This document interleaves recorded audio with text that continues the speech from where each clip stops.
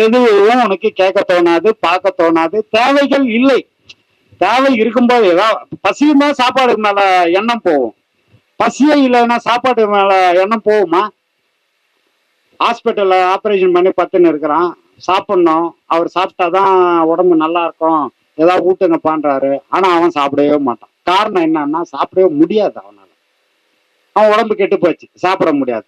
அது மாதிரி இவங்களுக்கு பசிக்காதவன் எப்படி சாப்பிடலையோ அப்படி இந்த பேரின்பம் கிடைச்சவன் மற்ற இன்பத்தை பத்தி சிந்திக்கவே மாட்டான். ஒண்ணு. ரெண்டாவது விஷயம், இந்த சிற்றின்பம் அப்படின்ற விஷயங்கள், இந்த பசி, ஆசை, தாகம், இந்த மாதிரி இதெல்லாமே வரும் போவோம் வரும் போவோம், இதெல்லாம் பிணின்னு சொல்லிட்டாங்க.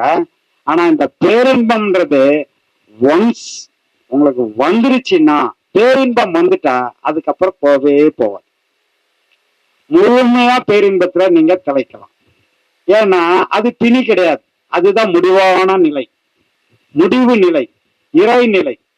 அது ஒரு முறை பிடிக்கிறது தான் கஷ்டமே தவிர, பிடிச்சிட்டா அதுக்கப்புறம் போவே போகாது. இதுக்கு ஒரு உதாரணம், பெரிய கோடீஸ்வரம்லாம் பெரும்பாலும் அப்படியே இருப்பாங்க. அவங்களுக்கு பெருசா பணம் ஒரு குறிப்பிட்ட அளவுக்கு வர்ற வரைக்கும் தான் கஷ்டம். ஒன்னும் இல்ல, ஒரு 5 லட்சம் சேர்க்கறது வரைக்கும் தான் கஷ்டம். 5 லட்சம் சேர்த்துட்டா அந்த 5 லட்சம் 50 லட்சம் ஆயிடும். அது கஷ்டம் கிடையாது அப்புறம். ஏன்னா பணம் போய் பணத்தை சம்பாதிக்கும். அது மாதிரி உனக்கு அருள் கிடைச்சிச்சுன்னா அருளை கொண்டு சேர்த்துக்கிட்டே இருக்கும் உனக்கு.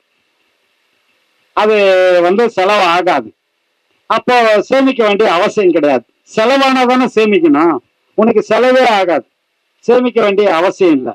அப்போ முடிவான நிலை எதிரானா பேரின்பத்தை பிடிக்கிறது. அப்ப அந்த பேரின்பத்தை பிடிக்கிறதுக்கான பேஸ் எதுன்னா இந்த பாதை. இந்த பாதையில கொடுக்கக்கூடிய இந்த பாடம். இந்த பாடத்தை சிறப்பா பண்ணா இது கை கொடுக்கும். குரு சொன்ன மாதிரி நின்னா இது கை கொடுக்கும், இல்லைன்னா கொஞ்சம் கடினம். ரெண்டாவது விஷயம், உலக வாழ்க்கையில இத டக்குன்னு பிடிச்சிடலாம், அதுல முடிஞ்ச அளவுக்கு நம்ம முன்னேறிடலாம். இப்போ அடுத்த மாசத்துல நான் ஓரளவுக்கு இந்த பாடம் முடிச்சுட்டு அடுத்த பாடம் வாங்கிடுறேன் அப்படியெல்லாம் நினைக்க கூடாது. என்ன காரணம்னா இதுல 3 விஷயங்கள் இருக்கு. ஒண்ணு, முற்பிறவி பாவ புண்ணியங்கள். இப்ப நீ செய்துகிட்டு இருக்கிற பாவ புண்ணியங்கள், உங்க அப்பா அம்மா செய்த பாவ புண்ணியங்கள், இந்த மும்மலங்கள் இருக்க, இந்த மும்மலங்கள் தான் இத உனக்கு முடிவு பண்ணக்கூடிய விஷயங்கள். ஏன்னா சில பேருக்கு இந்த மும்மலங்கள் விடுதலை ஆகலைன்னு சொன்னா இந்த இடமே தெரியாது, எங்க இந்த பாடம் கொடுக்குறாங்கன்னு தெரியாது. சுத்திட்டு இருப்பாங்க, ஏதோ நிம்மதி வேணும்னு டெய்லி பை மாட்டிக்கின்னு ஊர் ஊரா போய் திரிஞ்சு ஏதோ ஒரு இடத்துல ஏதோ கிடைக்காதா அப்படின்னு ஆதங்கத்துல சுத்துறவங்க சுத்திக்கிட்டு தான் இருப்பாங்க. இந்த முடிந்த நிலைய பிடிக்கிறதுக்கு இந்த பாடம் எவ்வளவு முக்கியமான பாடம் அப்படின்னு பார்த்தோம். அதுக்கான பிறவி புண்ணியங்கள் உங்களுக்கு கை கொடுக்கணும். அப்படி கை கொடுத்தாலும் கூட சில பேருக்கு சூழ்நிலை அமையாது.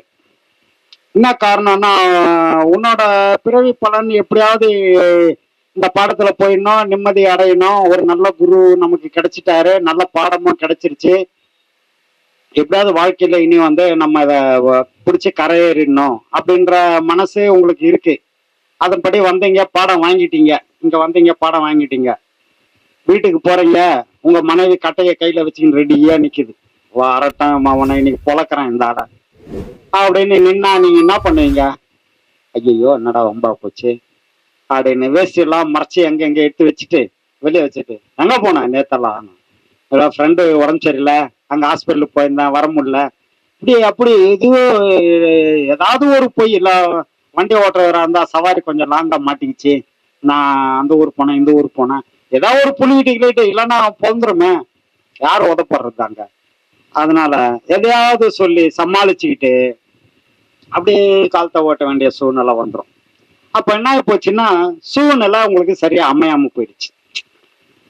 இப்போ ஒரு விஷயம் உங்களுக்கு இடம் கொடுத்தது, ஒரு விஷயம் இடம் கொடுக்கல. ஒரு மலம் தடுக்குது, மும்மலங்கள் இல்லையா, ஒரு மலம் இடம் கொடுக்குது, ஓகே நீ போற பாதை நல்ல பாதைன்னு. ஒரு மலம் என்ன பண்ணுது, தடுக்குது. அப்போ அது என்ன அப்படின்னா அதுதான் மாயை. ஏன்னா நீ மாயைக்கு தாலி கட்டி வச்சுக்கிற பக்கத்துலயே, இது யாரு என்ன பண்ணணும், அதுக்கு நீதான் பொறுப்பு. அது உன்னை காவு போட்டா நம்ம ஒன்றும் பண்றதுக்கு இல்ல. நம்ம சொல்லி கொடுக்கறது தான் நம்ம வேலை, இல்லையா? அப்போ அதை முழுமையா பிடிக்கணும் அப்படின்னு சொன்னா இந்த மாயை கொஞ்சம் ஒத்துழைக்கணும். இதுல கொஞ்சம் உங்களுக்கு சூழ்நிலை அமையாம போயிடுச்சுன்னா இது கொஞ்சம் தொந்தரவுப்படும். ஆனாலும் இது அப்படியே நிலைக்குமானா கிடையாது. ஏன்னா ஆன்மீக பாதையில வந்து இந்த இது வந்து தொடர்ந்து போவாது. அப்படி சில நேரங்கள்ல என்ன பண்ணா அந்த மாயை கூட கொஞ்சம் ஒத்து வரும். ஏன்னா உனக்கு என்ன, உனக்கு தேவையானதெல்லாம் நான் செய்துடுறேன், எக்ஸ்ட்ரா தான் வேணும், அந்த கையில ஒரு 5000 10,000 வச்சுக்கோ, தேவைன்னா வாங்கிக்கோ, 2 நாள் நான் வந்து அங்க போயிட்டு வரணும், இல்ல ஒரு நாள் போயிட்டு வரணும் அப்படின்னு சொல்லி அவங்களுக்கு ஏத்த மாதிரி. அதாவது வந்து பெரிய ஒரு மாடு, காளை மாடு கட்டடியில இருந்து அறுத்துக்குன்னு ஓடிச்சுன்னா போய் நம்ம எப்படி அதை மூக்காங்கரை பிடிச்சி கொஞ்சம் கொஞ்சமா நிறுத்தி அடக்கி அப்படியே கூட்டு நைஸா தடவி கிடவி கொடுத்து கொண்டு வந்து மறுபடியும் கட்டடியில கட்டுறோம் இல்லையா? அந்த மாதிரி இந்த மாயைய அது கூடவே ஓடி கொஞ்ச தூரம், உடனே எல்லாம் பண்ண முடியாது, கொஞ்ச தூரம் ஓடணும். ஓடணும்ன்றது நான் சொல்றது கொஞ்ச தூரம்ன்றது சில காலங்கள், ஒரு வருஷம் 2 வருஷம் அப்படி அதன் கூடவே பயணம் பண்ணணும். பயணம் பண்ணி ஓடி கொஞ்சம் கொஞ்சமா அதை நைஸா தடவி கொடுத்து மூக்காங்க குத்திருந்தீங்கன்னா அதை பிடிச்சி, சில பேர் குத்தி இருப்பாங்க பிடிச்சி கூட்டாந்து, குத்தாதவங்களுக்கு எல்லாம் ரொம்ப கஷ்டம்தான், இருந்தாலும் பிடிச்சின்னு வரணும். ஏன்னா வேற வழி இல்லை. அதை மெல்லமா பிடிச்சி அதை தாஜா பண்ணி உங்களோட அதை அப்படியே கொண்டு வந்து உட்கார வைக்கணும். பல பிறவிகள் கடந்து வந்ததுனால விதி அப்படி பண்ணும். அதையும் தாண்டிதான் போய் ஆகணும், வேற வழி இல்லை. எல்லாரும் போய் தான் ஆகணும். இங்க பிறந்தாச்சுனாலே எல்லாரும் போய் ஆகணும். இது இந்த மதம் அந்த மதம்ன்றதுல மனிதனா பிறந்த அத்தனை பேரும் இதுல கால் வைக்காம பிறவிய முடிக்கவே முடியாது. இத தொடாம பிறவிய முடிக்க முடியாது. எந்த இந்த இந்த பிறவியே இல்ல, பல பிறவிகள் கடந்தாலும் வேற மதத்துல இருந்தாலும் இதோட வாசனையே இல்லைனாலும் சரி, ஏதோ ஒரு பிறவியில இந்த பாதையை தொடாம இதுல இருந்து வெளியில போகவே முடியாது, பிறவி சங்கிலியில இருந்து போகவே முடியாது. அவ்வளவு பெரிய விஷயம் இந்த பாடம். அது இப்போதைக்கு சில இந்த மாதிரி சிக்கல்கள்லாம் அப்படி இருக்கும் மனசுக்கு. இப்படி இது உலகம் பெருசுன்றதால எல்லாரும் ஒரே மாதிரி இல்லைல்ல. ஒரே வீட்லயே பொண்டாட்டி சொல்றத கணவர் கேட்க மாட்டாரு, கணவர் சொல்றத மனைவி கேட்க மாட்டாங்க, பிள்ளைங்க கேட்க மாட்டாங்க. ஏதோ ஒவ்வொருத்தருக்கு ஒவ்வொரு மாதிரி அந்த மாற்றங்கள் இருக்கும். அப்படி சில நிகழ்வுகள். ஆனா இதையெல்லாம் கடந்து ஒரு பிறவியிலனாலும் பல பிறவிகள் கடந்து இதை தொடும்போதுதான் அவன் முழுமையா ஒரு மனுஷனாவே வாழ முடியும். இல்லைன்னா மிருகமாவே வாழ்ந்து, மனிதன் என்ற போர்வையில மிருகமா வாழ்ந்து செத்து போயிடுவான். இப்ப மீண்டும் பிறந்து மீண்டும் இதே மாதிரி வாழ்ந்து மீண்டும் செத்து போயிடுவான். இப்படிதான் இந்த பிறவி பிணி சோன்று சோன்று சோன்று இந்த பிறவி சங்கிலியிலேயே வந்துகிட்டே இருக்கும். இத அறுத்து எறியணும் அப்படின்னா பிறவி பெருங்கடல் நீந்துவர் நீந்தார் இறைவனடி சேராதார்னார். அப்ப இந்த பெருங்கடலை நீந்தி ஆகணும், வேற வழியே கிடையாது. ஏன்னா பிறந்தாச்சு, பிறந்தவன் இந்த பெருங்கடலை நீந்தாம கரை சேராம பிறவி சங்கிலி தொடர்ல இருந்து தப்பவே முடியாது. அப்போ ஏதோ ஒரு பிறவியில இந்த பிறவி சங்கிலியை அறுக்கணும்.